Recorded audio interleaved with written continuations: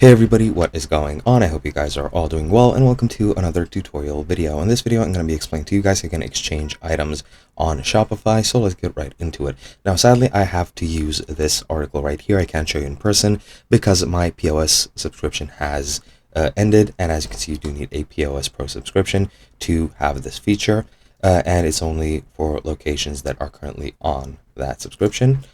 So what you're going to want to do to make an exchange is go and tap on orders from the POS app, then tap the order which you want to create an exchange or return for, tap exchange, and then select the item that's being exchanged and tap next, and then the returned items will be added to the inventory of the assigned location. Then you can also select a reason to display a list of options to choose from for the return. You can do this, you don't need to, that's why it's optional. Another optional option is if you don't want to return an item to your inventory, then tap restock at this location, deactivate the option, and then tap save. Then once you're done with everything that, just click next.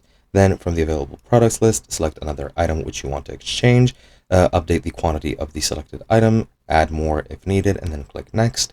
And you can also optionally toggle the marked item as unfulfilled to note that the item needs to be sent to the customer at a later date.